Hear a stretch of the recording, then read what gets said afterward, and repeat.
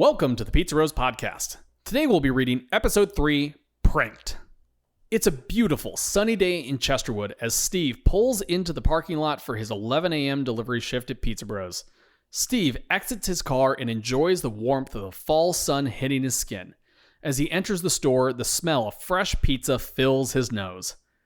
Ah, I love that smell. Today's going to be a great day, thinks Steve.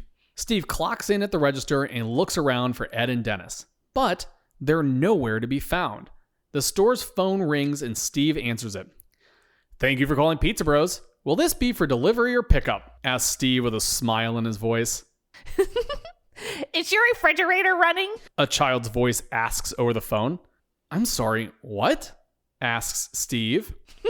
Your fridge. Is it running? asks the voice on the phone. Yes? Steve answers with hesitancy in his voice.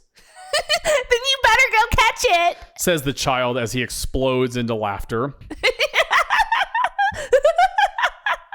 Steve hangs up the phone with an irritated expression and leaves the front counter to find Ed and Dennis. He searches the office, the prep room, the box room where pizza boxes are stored, and the back room where everyone hangs out, but they are nowhere to be found.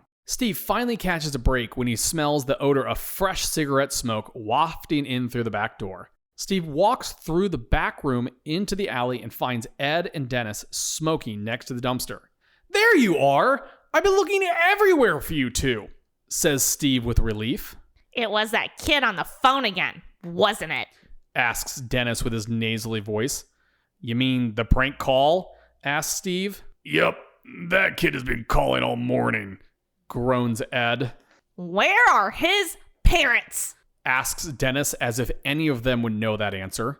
"Maybe you should call him back and ask," suggests Steve. Maybe I should just give him a taste of his own medicine, says Dennis as he is interrupted by the new order alarm coming from the make line.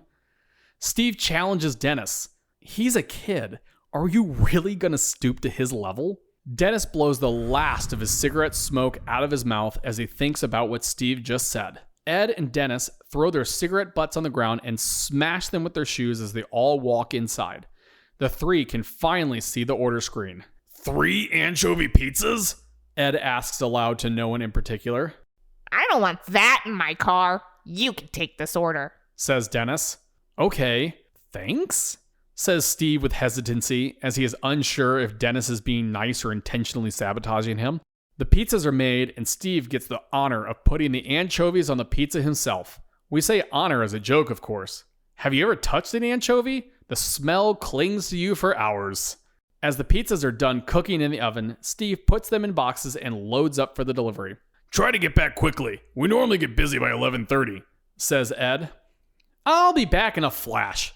This place is just down the road," says Steve confidently. Steve loads the pizzas into his car and takes off onto the streets. As Steve is driving, the hot pizza releases the pungent smell of anchovies through his entire car. Steve quickly arrives at his delivery address. He leaves the car running and hops out, closing the door behind him. He quickly walks around to the passenger side to pull the pizzas out of the car. Suddenly, Steve hears a loud thud sound come from his car doors. He looks at his car with a questioning look. "What was that?" Steve asks aloud. Steve reaches for the passenger side door handle and pulls on it to open the door, but it won't open. Steve looks confused at the car door and sees that the door has locked. "How did that happen?" Steve asks aloud.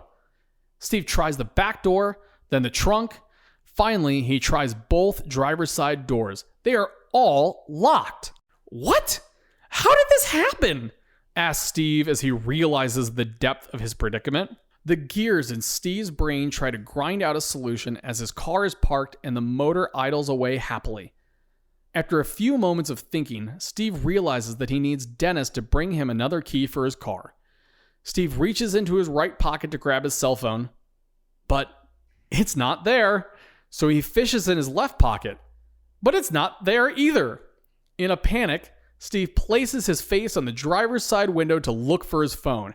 There it is, in the bottom of his cup holder. He can see Ed calling on the phone, probably wondering where he is. "Maybe I can ask the customer for help," says Steve aloud to reassure himself. Steve composes himself, puts on his nicest smile, and marches to the front door of the house. He knocks loudly. And after a few moments, the man with a confused look on his face answers the door. Can I help you? The man asks with suspicion in his voice. Hello, my name is Steve. I'm your delivery driver from Pizza Bros, he says in his most polite tone. I didn't order a pizza. The man interjects. Steve can immediately see that the conversation is not going the way he expected and slides his foot to block the door from closing. The man slams the door on Steve's foot. Ouch! Exclaims Steve. Get your foot out of here, commands the man. I'm sorry. I thought you ordered anchovy pizzas. I'm here to deliver them, but I locked the pizza, keys, and my phone in the car. I really need to use your phone to call for help, Steve exclaims. No way. I'm not letting some stranger use my phone. Now get out of here. The man pushes Steve out of the doorway and slams the door in his face. Steve can hear multiple locks being locked on the other side of the door. Defeated, Steve walks back over to his still running car. He sits down on the sidewalk next to a tree and sulks. Well, eventually I'll be able to ask someone for help, Steve thinks to himself with diminishing hope. As time passes, Steve's car continues to idle until finally someone comes down the street. From behind his car, Steve can't tell what kind of vehicle it is, but he hears some kind of a racket. With a small glimmer of hope returned, he pops up from behind his car and asks for help. Excuse me, can you? Steve's voice trails off when he sees who his would-be savior is. Cycle Pizza Guy. The cyclist parks his bike on the sidewalk, pulls some pizza off the back of his bike, and locks eyes with Steve. Steve sees an opportunity to get some well-needed help. Maybe they're not that bad in person, he reassures himself. Steve asks for help in his most humble tone. I'm sorry to bother you, sir, but is there any way that I could borrow your cell phone? I've accidentally locked myself out of my car, and as you can see, it's still running. I just need to call my boss and let him know. Cycle Pizza Guy looks at Steve and bursts out in laughter. You want me to help you? He asks mockingly. Can't lock your keys in your car when you ride a bike, loser. Cycle Pizza Guy continues. The heartless cyclist walks down the customer's sidewalk and towards the front door. Steve trails him, looking for any help at all. Please, I just need it for 60 seconds, begs Steve. Go away, replies Cycle Pizza Guy. Come on, man. Please, just have some basic human decency. Help a fellow delivery guy out. Cycle Pizza Guy sniffs the air and realizes that Steve smells like anchovies. Dude, you stink. Get away from me, bro, he says with disgust. If I can't use your phone, could you at least call my store and tell them to send help? Steve continues to plead for mercy. Cycle Pizza Guy turns his head to look directly at Steve and continues to walk down the long sidewalk. Look, dude, I'm not doing anything for... Suddenly, Cycle Pizza Guy hits an uneven patch of concrete. His bike shoe locks into the gap between the two slabs. He trips and the pizzas fly out of his hands. For Steve, the whole event happens in slow motion. Cycle Pizza Guy falls. The pizzas fly. The pizza boxes open and the pizza slices are released into the air like shotgun pellets. Cycle Pizza Guy lands with his face square on the concrete with a loud oof sound. And in a shocking moment of justice, the pizza slices cover the customer's front door with a splat. Cheese side on the door. Steve tries to help Cycle Pizza Guy up, but he won't have it and pushes him off. Get off me, he says as Steve tries to help. The cyclist gets up off the ground with a few scrapes and sees the mess on the customer's door. He decides it's better to let Steve take the blame. He hightails it out of there and leaves burn marks from his back bicycle tire in his wake.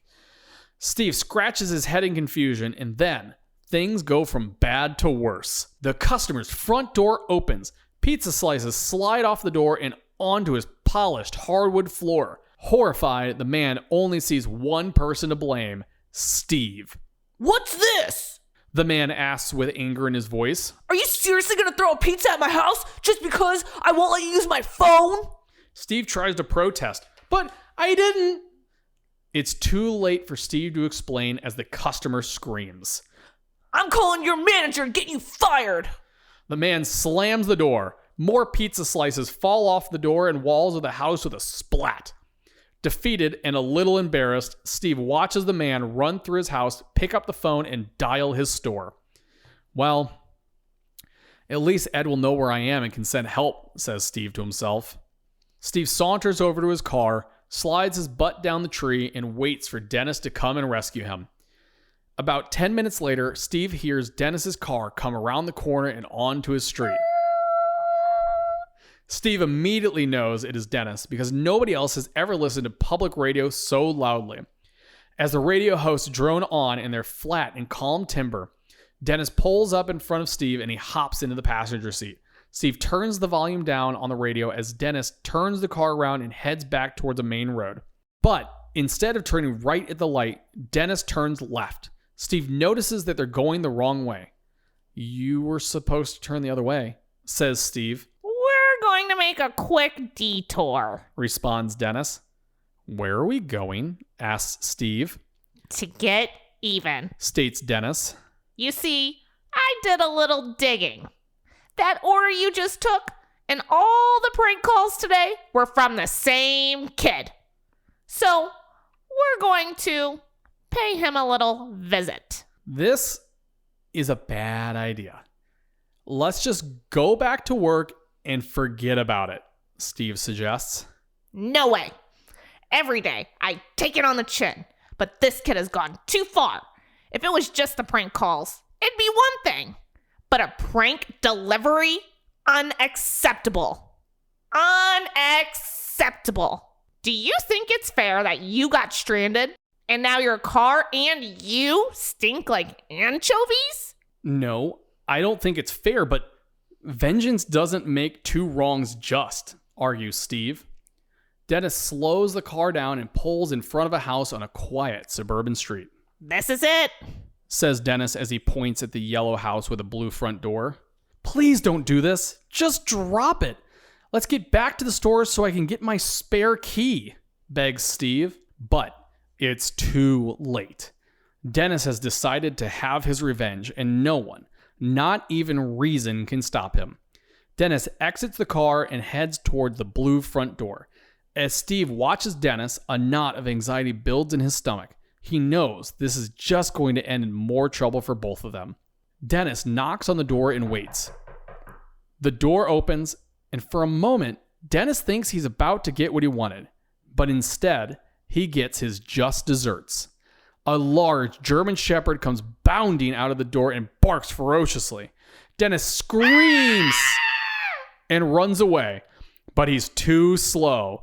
The dog grabs him by the pants leg and he falls over in the grass. Dennis kicks and yells. As he struggles, he can see the prank-calling kid in the front door point and laugh at him.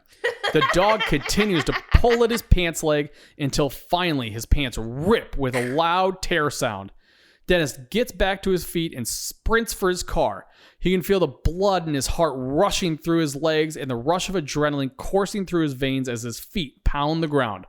Dennis gets to his car, barely ahead of the dog, and pulls the door open with force. He throws himself in the driver's seat and slams the door closed. The dog is right behind him and jumps with his front paws in the driver's window and barks aggressively.